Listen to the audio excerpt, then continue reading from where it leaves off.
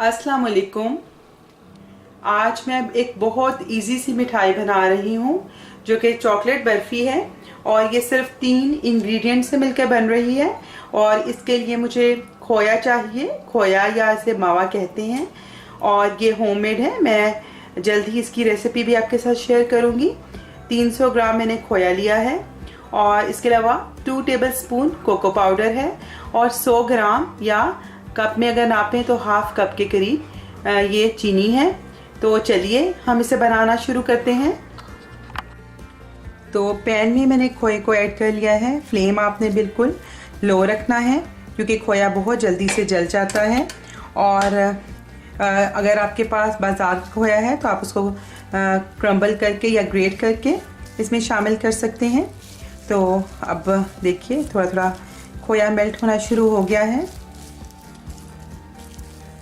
मैं साथ ही चीनी भी शामिल कर रही हूँ और चीनी को भी मिक्स करते हुए साथ ज़रा इसके साथ ही खोया पतला भी हो जाएगा। तो चीनी मुकम्मल तौर पे खोए के अंदर हल हो गई है और आपने इसके लिए कोशिश करना है कि एक हैवी बॉटम की कढ़ाई या पैन इस्तेमाल करना है ताकि खोया जो है वो जले नहीं। और अब देखिए कि ये खोया पक रहा है। थोड़ी देर हम इसे पकाएंगे 1-2 मिनट और इसके बाद फ्लेम ऑफ करके इसको थोड़ा ठंडा करेंगे। 2 मिनट के बाद देखिए बर्फ़ी इस तरह सिमटना शुरू हो गई है। तो मैं फ्लेम ऑफ करूँगी और अब इसको ठंडा कर लूँगी। अब ये देखिए कि बर्फ़ी काफ़ी ज़्यादा ठंडी हो रही है तो मैं इसको 2 हिस्सों में तकसीम कर दूँगी। एक हिस्से में मैंने कोको पाउडर डाला है और दूसरा हिस्सा सिंपल रखेंगे। तो जो हिस्सा सिंपल रखा है उसके अंदर मैं थोड़ा सा रोज़ वाटर डाल दूंगी। आप चाहें तो इसमें इलायची पाउडर डाल दें या अपनी पसंद का कोई फ्लेवर, या फिर प्लेन रखना चाहें तो प्लेन भी रख सकते हैं। तो इसमें मैं रोज़ वाटर डाल के मिक्स करूंगी और इसके अंदर दूध बर्फ़ी डाल के इसको अच्छी तरह कोको पाउडर मिक्स कर दूंगी इसके अंदर। तो देखिए इस तरह मैंने 2 हिस्सों में तकसीम कर दिया है। अगर आपको लगे कि थोड़ा सा गीला है जिससे तो आप थोड़ी देर के लिए इसे फ्रिज में रख के सेट कर सकते हैं। आप देखिए बिल्कुल ये सेट हो चुका है और बिल्कुल हाथ पे चिपक नहीं रहा। थोड़ा सा मैंने हाथों पे ऑयल लगाया था या घी लगा लें और ग्रीस करके जब आप उसको रोल करेंगे, अच्छी तरह मिक्स कर देंगे तो ये बिल्कुल इस तरह इस फॉर्म में आ जाएगा। और अगर नहीं आएगा थोड़ी देर आप फ्रिज में रख सकते हैं सेट होने के लिए। इसी तरह इसको भी मैं ऐसे ही रोल कर लेती हूँ। तो जब इस तरह थोड़ी देर ठंडा होगा, ये देखिए बिल्कुल स्मूथ हो गया है, हाथों पे नहीं चिपक रहा। अब मैंने चॉकलेट वाली बर्फ़ी को एक रेक्टेंगल शेप में सारी तरफ से स्मूथ करके बराबर का इसको मैंने फैला लिया है और नीचे मैंने एक प्लास्टिक शीट रखी है। और अब मैं इसको रैप करके तो 10 मिनट के लिए फ्रीज़र में सेट होने के लिए रखूँगी। और इसी तरह मैं सेम प्रोसेस अपनी वाइट बर्फ़ी के साथ भी करूँगी। तो मैं बिल्कुल स्मूथ कर रही हूँ। अब मैं इसको बोर्ड पे फैला रही हूँ। बोर्ड पे भी अगर आपको ख़तरा हो कि ये सही तौर पे नहीं होगा या चिपकेगा तो थोड़ा सा इसके ऊपर आप ऑयल लगा सकते हैं और इसको आप हाथ से ही ऐसे एक रेक्टेंगल शेप दे दें।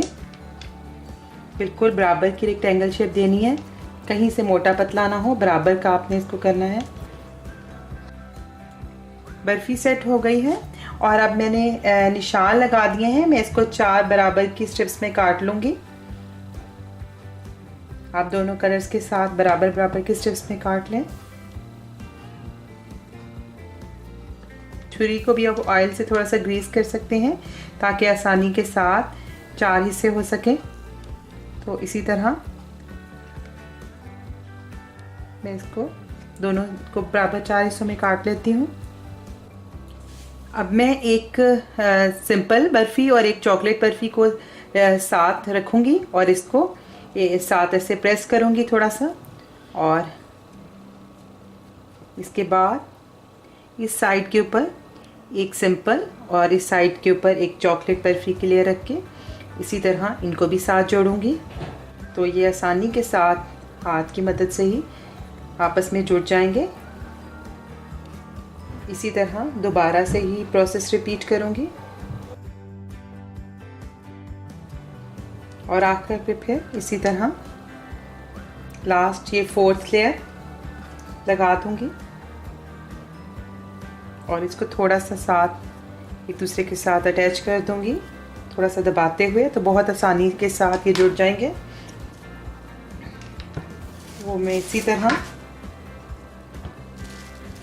इसको रैप में लपेट कर बिल्कुल इवन कर लूँगी ताकि हर साइड से ये जुड़ भी जाए और इवन हो जाए।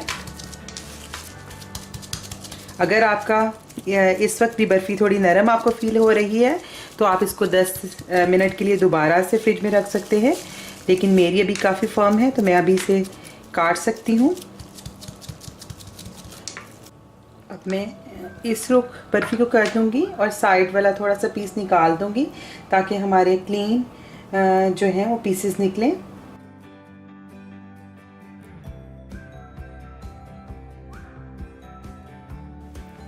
तो हमारी चॉकलेट बर्फ़ी तैयार है, जिसको मैंने जैकबोर्ड की शक्ल दी है और बहुत ही मज़े की तैयार हुई है क्योंकि ये खालिस घर के खोए से तैयार हुई है। आप भी इस रेसिपी को ट्राई करें, आपको इंशाल्लाह ज़रूर पसंद आएगी। अगर आपने अब तक मुझे सब्सक्राइब नहीं किया तो इस रेड बटन को प्रेस करके सब्सक्राइब कर दें, ये बिल्कुल फ्री है, और इस बेल आइकन को भी क्लिक कर दें, इससे आपको मेरे आने वाली हर वीडियो फ़ौरन मिल जाया करेगी। और अगर आपको मेरी रेसिपी पसंद आई हो तो ज़रूर इसे लाइक करें और मेरे चैनल को सब्सक्राइब करें। बेल आइकन को भी क्लिक कर दें, इससे आपको मेरे आने वाली सब वीडियोस फ़ौरन मिल जाया करेंगी। आइंदा आपके साथ किसी नई रेसिपी के साथ फिर मुलाकात होगी। उस वक्त तक के लिए अल्लाह हाफिज़।